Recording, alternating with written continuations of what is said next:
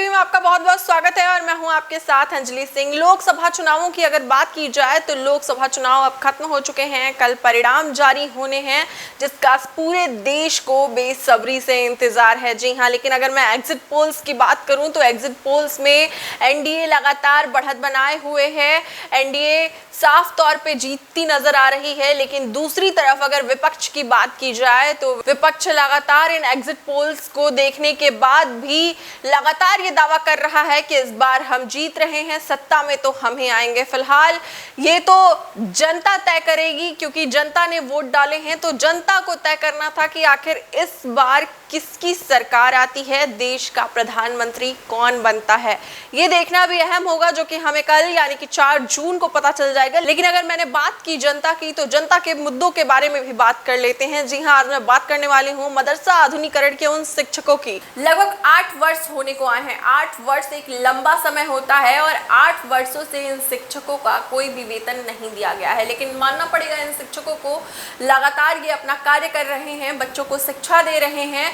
और इतनी गर्मी है, लेकिन इस गर्मी में देखा जाए तो आमतौर पर सभी स्कूल बंद हैं, लेकिन मदरसा बोर्ड जो है, मदरसा के स्कूल जो हैं वो खुले हुए हैं। और ये शिक्षक सोचिए, 8 वर्षों से इनका वेतन नहीं आया, लेकिन फिर भी इतनी गर्मी में, जहाँ के हीटवेव का साफ तौर पे आक्रमण देखा जा रहा है, लोग बचने की कोशिश कर रहे हैं, लेकिन ये शिक्षक बिना पैसे के, बिना वेतन के स्कूलों में जा रहे हैं, बच्चों को शिक्षा दे रहे हैं और देश का भविष्य बनाने की कहीं ना कहीं कोशिश कर रहे हैं। जी हाँ, अभी मदरसा बोर्ड का हाल ही में रिजल्ट भी जारी हुआ था, जिसमें आपने साफ तौर पे देखा कि बच्चों के 90.3% कुछ मार्क्स आए थे, लड़कियों ने बाजी मारी थी। तो सोचिए, 8 सालों से इनका वेतन नहीं आया, लेकिन फिर भी ये शिक्षक लगातार मेहनत कर रहे हैं, बिना पैसों के शिक्षा दे रहे हैं। भले ही अपने बच्चों को शिक्षा देने में ये असफल रहे हों, क्योंकि 8 सालों से वेतन ही नहीं आ पाया, तो बच्चों की शिक्षा दीक्षा, खाना पीना और आर्थिक स्थिति कैसी है, ये आप खुद भी अंदाजा लगा सकते हैं। मुझे ज़्यादा इस पे चर्चा करने की ज़रूरत नहीं है, लेकिन सोचिए, 8 सालों से बिना वेतन के ये शिक्षक लगातार अपने कार्य पे लगे हुए हैं, बच्चों को शिक्षा देने का काम कर रहे हैं। इतनी गर्मी है, हीट वेव का प्रकोप लगातार देखने को मिल रहा है, लोग मर रहे हैं गर्मी की वजह से, लेकिन फिर भी ये शिक्षक निरंतर अपने कार्य में लगे हुए हैं। और इन शिक्षकों का लगातार ये भी कहना है कि इस लोकसभा चुनाव में हर मुद्दे पर बात की गई, हर पार्टी ने जोर शोर से हर मुद्दे को उठाने की कोशिश की, विपक्ष ने भी उठाया, लेकिन किसी भी पार्टी या किसी भी संगठन ने मदरसा आधुनिकीकरण के शिक्षकों का मुद्दा आज तक नहीं उठाया, जो कि एक सोचने का विषय है। फिलहाल 4 जून को तो नतीजे सामने आ जाएंगे, तय हो जाएगा कि दिल्ली की कुर्सी पे कौन बैठेगा, आखिर देश का अगला प्रधानमंत्री कौन होगा। लेकिन इन शिक्षकों की समस्याओं का क्या निष्कर्ष निकल पाएगा या नहीं, ये देखना सबसे अहम होगा। फिलहाल इस पूरे मामले पर मदरसा शिक्षक इसरार अहमद इदरीसी ने क्या कुछ कहा है, इनका बयान भी देखिए। सर्वप्रथम मैं अटल टीवी का बहुत बहुत धन्यवाद ज्ञापित करता हूं। मैं अपनी पत्रकार साथी बहन अंजलि सिंह का बहुत बहुत धन्यवाद अर्पित करता हूं कि वो हम सभी मदरसा आधुनिकीकरण शिक्षकों की समस्याओं को अपने चैनल के माध्यम से लगातार, चाहे वो डिबेट हो या वाद विवाद के जरिए या टेलीफोनिक वार्ता के जरिए, हमेशा उठाती रहती हैं। मेरे मदरसा आधुनिकीकरण शिक्षक साथियों, कल लोकसभा चुनाव 2024 का परिणाम आ जाएगा और इसके साथ ही 18वीं लोकसभा के गठन का रास्ता भी साफ हो जाएगा और ये तय हो जाएगा कि देश की गद्दी पर कौन बैठेगा और देश की सत्ता किसके हाथों में होगी, कौन चलाएगा। साथियों, बड़े ही अफसोस की बात है कि इस लोकसभा चुनाव 2024 में सभी तरह के मुद्दे उठे और उन पर खूब बातें और चर्चाएं भी हुई, लेकिन पिछले 8 सालों से वेतन के लिए तरस रहे लाचार मदरसा आधुनिकीकरण शिक्षकों के मुद्दे पर किसी भी दल अथवा गठबंधन ने ना तो कोई बात की और ना ही कोई चर्चा की। लोकसभा चुनाव के प्रचार के दौरान ही हमारे 8 मदरसा आधुनिकीकरण शिक्षक साथियों की दर्दनाक मौत हो गई। फिर भी किसी भी पार्टी अथवा गठबंधन के किसी भी राष्ट्रीय स्तर का नेता हो, राज्य स्तर का नेता हो, जिले स्तर का नेता हो अथवा स्थानीय स्तर का नेता हो, किसी भी पार्टी या गठबंधन के किसी भी नेता ने उन मदरसा आधुनिकीकरण शिक्षकों के घरों पर जाना उचित नहीं समझा, उनको सांत्वना देनी उचित नहीं समझा, जिनकी दर्दनाक मौत वेतन न मिलने के कारण हुई।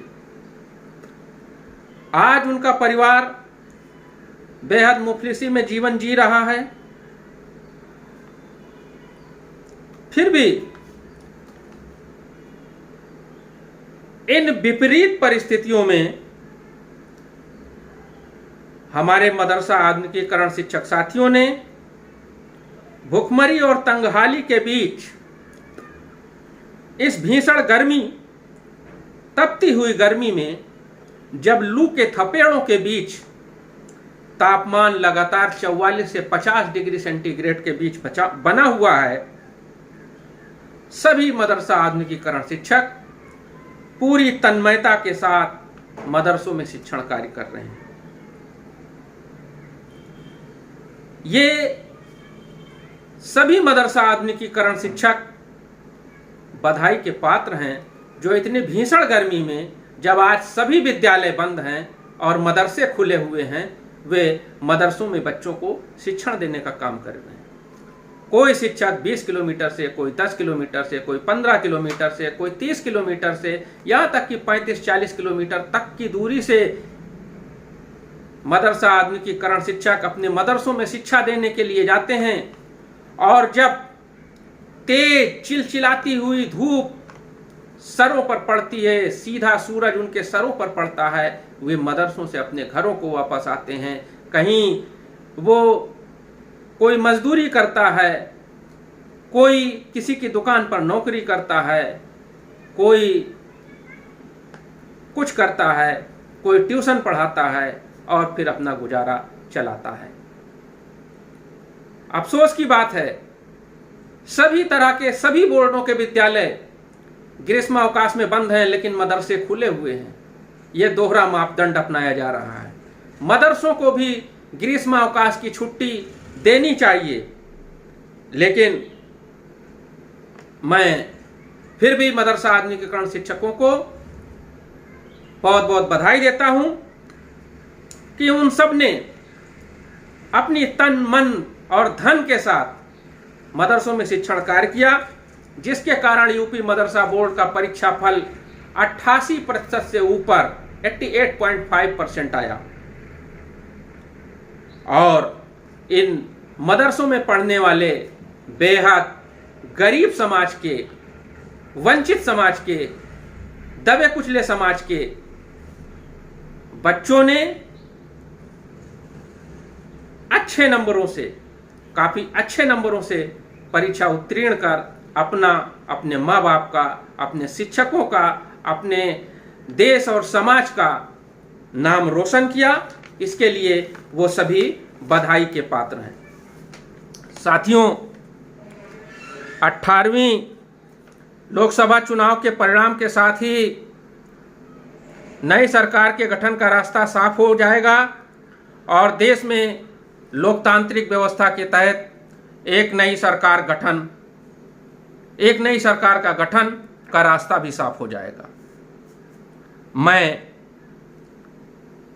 केंद्र में बनने वाली नई सरकार से ये मांग करता हूं कि 1993 से चलने वाली मदरसा आधुनिकीकरण योजना, जो पिछले 31 सालों से लगातार चली आ रही है, कुछ व्यवधान के कारण कथित रूप से बंद कर दी गई है। मैं ये मांग करता हूं कि केंद्र में जिस भी पार्टी अथवा गठबंधन की सरकार बने, वो मदरसा आधुनिकीकरण योजना को पूर्व की भांति नियमित रूप से उसका संचालन करे। साथ ही मैं अपने प्रदेश के मुखिया माननीय योगी आदित्यनाथ जी, जो न केवल हमारे प्रदेश के मुख्यमंत्री हैं बल्कि वो एक संत भी हैं, और संत का हृदय वैसे भी विशाल होता है, बहुत ही विशाल होता है। एक संत वो किसी के साथ कोई भेदभाव नहीं करता है, उसकी नज़र में सभी एक समान होते हैं। मैं अपने प्रदेश के मुख्यमंत्री, यशस्वी मुख्यमंत्री माननीय योगी आदित्यनाथ जी से पुनः ये मांग करता हूं कि आपने हमारे प्रतिनिधि मंडल से कई बार ये कहा है, आश्वासन दिया है कि हम मदरसा आधुनिकीकरण शिक्षकों की समस्याओं को हल करेंगे। मैं आपका ध्यान एक बार पुनः आकर्षित कराना चाहता हूं कि अब चुनाव का दौर खत्म हो चुका है, आचार संहिता भी खत्म होने वाली है। इन बेहद लाचार, असहाय, भुखमरी को जी रहे, दबे कुचले मदरसा आधुनिकीकरण शिक्षकों की समस्याओं का तत्काल निराकरण करें। साथ ही मैं प्रदेश के माननीय कैबिनेट मंत्री अल्पसंख्यक कल्याण, वक्फ एवं हज ओम प्रकाश राजभर जी से भी ये निवेदन करता हूं कि आपने हम लोगों से ये वादा किया था कि लोकसभा चुनाव के बाद आप लोगों का काम हम करेंगे। आप भी हम लोगों के विभाग के मुखिया हैं, हम लोगों का काम आपके हाथों से होना है। इसलिए हम आपसे निवेदन करते हैं कि मदरसा आधुनिकीकरण शिक्षकों ने विपरीत परिस्थितियों में भी आपका साथ दिया है। आप हम लोगों के जो समस्याएं हैं उसका निराकरण कराने का कष्ट करें। मैं उत्तर प्रदेश के अल्पसंख्यक कल्याण राज्य मंत्री माननीय दानिश आजाद अंसारी साहब का भी बहुत बहुत शुक्रगुजार हूं।